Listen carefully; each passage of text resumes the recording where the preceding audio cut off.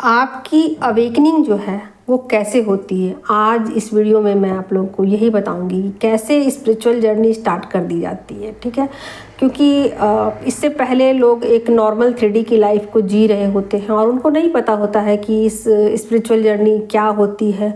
वो उनके पास एक किताबी नॉलेज होता है और उस किताबी ज्ञान को पढ़ करके ऐसा सोचते हैं कि वो स्पिरिचुअल है, जबकि इन चीज़ों को अनुभव के द्वारा जाना जा सकता है और चीज़ें जब तक अनुभव में ना हो चीज़ें बेकार है और किसी काम की नहीं है। ठीक है, तो स्पिरिचुअल जर्नी स्टार्ट कहाँ से होती है, तो आप देख ही सकते हो यहाँ पर है क्वीन है, ये पेंटिकल की क्वीन है।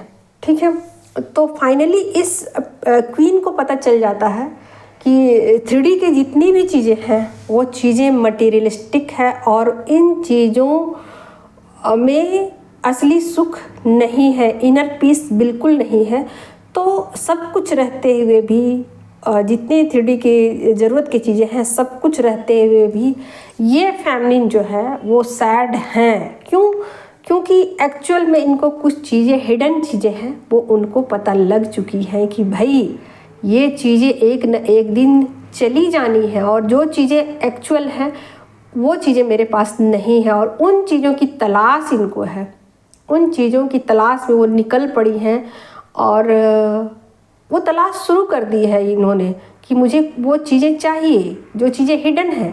ठीक है, तो यहाँ से स्पिरिचुअल जर्नी स्टार्ट कर दी जाती है उनकी लाइफ में। चाहे जो भी लोग हैं, स्टार्टिंग फेज यही होता है और स्टार्ट करने के बाद ये जर्नी एक नए रूप में आ जाती है, नए आकार में आ जाती है और यहाँ से मटेरियलिस्टिक जो लाइफ है वो एंड हो जाता है और वो एक अलग ही दुनिया में अपने आप को ढूंढने लग जाती हैं या उसमें वो खोजने लग जाती हैं कि वो चीज़ें क्या हैं जो हिडन हैं और उन चीज़ों को बिना जाने हुए खुद को नहीं जाना जा सकता, ईश्वर को नहीं जाना जा सकता और ट्रुथ तक नहीं पहुंचा जा सकता है। तो ये बातें इस क्वीन को पता चल चुकी होती हैं। ओके, उसके बाद क्या? ठीक है, उसके बाद कुछ चीज़ें ऐसी होती हैं, हिडन चीज़ें, जो कि अब उनको तलाश होनी शुरू हो जाती है और उनको ऐसा लगता है कि ये जो है ना क्वीन, ये कप्स की क्वीन है। ठीक है, ये बहुत ही पीसफुल है, तो इनका जो टारगेट होता है वो ये होता है। उनको ऐसा लगता है कि ये क्वीन जो है ये डिवाइन के साथ कनेक्टेड है और अपने इमोशन को ये अच्छे से समझती है और ये प्रेम में डूबी हुई है, ये प्रेम में पागल है। ठीक है, तो अब इनको ऐसा लगता है कि नहीं, ये जो चीज़ें हैं ना मेरे पास नहीं है। ठीक है, तो इनको अब इनकी जैसी एनर्जी चाहिए होती है, बिल्कुल इस तरीके की एनर्जी चाहिए होती और इस पर काम करना वो शुरू कर देती हैं और ये होती है स्पिरिचुअल जर्नी की स्टार्टिंग फेज। ठीक है, अब वो चाहती हैं कि उनके पास एक इस तरह की लाइफ हो जिसमें कि इनर पीस हो और बहुत सारे रिश्ते हो, प्रेम हो, सब कुछ हो उनके पास और उस प्रेम के साथ वो उस डिवाइन लव जो है उसके साथ वो कनेक्ट होना चाहती हैं। ठीक है, और अपनी इंट्यूशन के साथ वो जुड़ जाना चाहती हैं। ठीक है, फिर अब उनको कुछ प्रॉब्लम भी उनको समझ में आते हैं कि कुछ तो प्रॉब्लम है भाई, मैं वहाँ तक पहुँच नहीं सकती। तो अब उन्हें किसी गुरु की तलाश होती है, किसी भी गाइड की तलाश होती है, स्पिरिट गाइड की तलाश होती है और उनको एक स्पिरिट गाइड या 3D में कोई गुरु को भी दिया जाता है।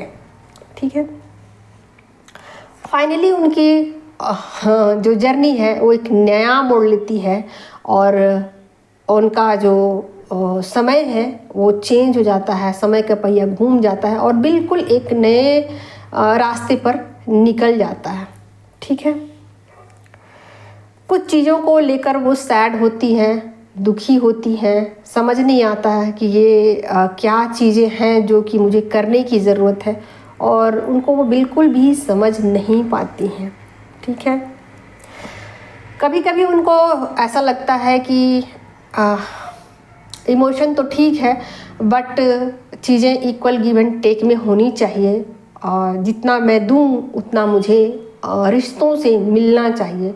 तो कुछ चीज़ें ऐसी हैं जो कि अभी भी उनसे हिडन है और छुपी हुई हैं और उनको बिल्कुल समझ नहीं आ रही कि क्या करना है। ऐसे में उन्हें डिवाइन का जो लव है वो याद आता है कि डिवाइन का लव जो है वो बिल्कुल प्योर है और इस लव में ही सब कुछ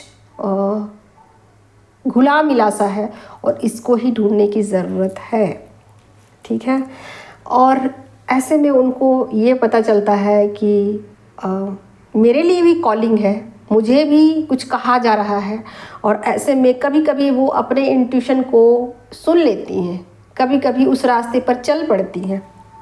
ठीक है, कभी कभी उनको इसमें दुख भी होता है, कभी कभी उनको ऐसा लगता है कि पता नहीं इस रास्ते पे चल के मैं जो पाना चाहती हूँ वो मिलेगा भी कि नहीं मिलेगा। ठीक है, कभी कभी उनको ऐसा लगता है क्यों ना 3D में एंजॉय कर लिया जाए, पता नहीं सब कुछ चीज़ें जो हैं वो कहीं ऐसा ना हो कि मैं जिन चीज़ों की तलाश में निकल पड़ी हूँ वो चीज़ें मुझे मिलेगी भी या नहीं मिलेगी, तो क्यों ना मैं 3D में चीज़ों को एंजॉय कर लूँ। तो इस तरीके से वो कभी कभी 3D में भी चीज़ों को एंजॉय करना शुरू कर देती है। इसी चक्कर में कभी कभी इल्यूज़न में पड़ जाती हैं। उनको ऐसा लगता है कि भाई समझ नहीं आ रहा जर्नी है क्या चीज़। कभी कभी तो ऐसा लगता है कि मैं ठीक रास्ते पे चल रही हूँ, ठीक रास्ते पे चल रही हूँ और कभी ना कभी मैं डिवाइन के साथ कनेक्ट हो जाऊँगी, कभी ना कभी मैं अपने इनर पीस के साथ कनेक्ट हो जाऊँगी, कभी ना कभी मैं सेल्फ लव में आ जाऊँगी। लेकिन कभी कभी ऐसा क्यों लगता है कि चीज़ें बिल्कुल समझ नहीं आ रही हैं। कभी कभी ऐसा लगता है कि सब कुछ बेकार है और सब कुछ धोखा है, सब कुछ झूठ है। ठीक है, कभी कभी उनको ऐसा लगता है कि ये जर्नी बेकार है, उससे तो अच्छा है कि क्यों ना एक सोलमेट वाली ज़िंदगी को जिया जाए जहाँ पर इक्वल गिव एंड टेक हो और एक नॉर्मल सी ज़िंदगी, एक नॉर्मल सी लाइफ, एक पर्सन हो और मैं हूँ, बस इतना ही, कुछ और ज़्यादा नहीं। डिवाइन से इतना ही चाहती हूँ। तो इस तरीके की बहुत सारी फीलिंग्स से फैम 9 गुज़रती हैं। कभी कभी वो वेटिंग में चली जाती हैं और उनको ऐसा लगता है कि और मुझे कितना इंतज़ार करना पड़ेगा, फाइनली चीज़ों के लिए, जो चीज़ें मैं पाना चाहती हूँ उनके लिए कितना मुझे और इंतज़ार करने की ज़रूरत है। और ये चीज़ें उनको फ्रस्ट्रेट करती है, दुखी करती है। फिर भी वो अपने पेशेंस को नहीं खोती हैं। ठीक है, और अपने आप के साथ फाइनली वो कनेक्ट हो जाती हैं। अपने इनर विजडम के साथ सारे इल्यूजन को ब्रेक करते हुए फाइनली वो 10 ऑफ कप्स की एनर्जी में पहुंच जाती है। ठीक है, तो कहने का मतलब है दोस्तों कि ये जो फेमिनिन है ना, जो कि क्वीन ऑफ पेंटिकल्स की एनर्जी में होती है, ये जब इस एनर्जी में होती हैं तो अवेकन होने के लिए कुछ चीज़ें हैं वो करती हैं 3D लाइफ में। बहुत सारी मिस्टेक्स से गुज़रती हैं या कुछ ऐसी चीज़ें हैं जो कि हिडन है, उसको खोजने की कोशिश करती है, बहुत सारा एफर्ट लगाती हैं, बहुत सारा मेहनत करती हैं। कभी उसमें वो दुखी होती हैं, कभी उसमें वो अपने इंट्यूशन से जुड़ती हैं, कभी वो अपने गुरु के साथ कनेक्ट होती हैं, कभी चाहती हैं कि मुझे इक्वल गिव एंड टेक मिल जाए इस रिश्ते में, कभी चाहती हैं कि सब कुछ छोड़ छाड़ के मैं कहीं चली जाऊँ। ठीक है, कभी ऐसा होता है कि अपने पार्टनर के साथ वो एक नॉर्मल सी ज़िंदगी जीना चाहती हैं, कभी ईश्वरी की जो इच्छा है उस पर वो चलना चाहती है। तो बहुत सारे इल्यूज़न होते हैं, बहुत सारे इल्यूज़न होते हैं, उसमें वो दुखी भी होती है। ठीक है, तो इतने सारे जो रास्ते हैं उन सब से गुज़र करके फाइनली फेमिनिन जो है वो अपने इनर विजडम के साथ कनेक्ट होती हैं, अपने इंट्यूशन को फॉलो करती हैं और अपने डिवाइन गाइडेंस के अनुसार से, अपने स्पिरिट गाइड की मदद से वो अवेकन हो जाती हैं। और अवेकनिंग के बाद वो डिवाइन के साथ, इनर विजडम के साथ कनेक्ट हो जाती है, एंजल्स के साथ वो कनेक्ट हो जाती हैं। तो ये उनका प्रोसेस होता है। यहाँ से यहाँ तक, यहाँ से यहाँ तक आने का, ठीक है। ये फेमनिन जो है इनको अभी कुछ भी नहीं पता होता है और यहाँ जो फेमनिन है वो डिवाइन के साथ कनेक्ट हो चुकी है।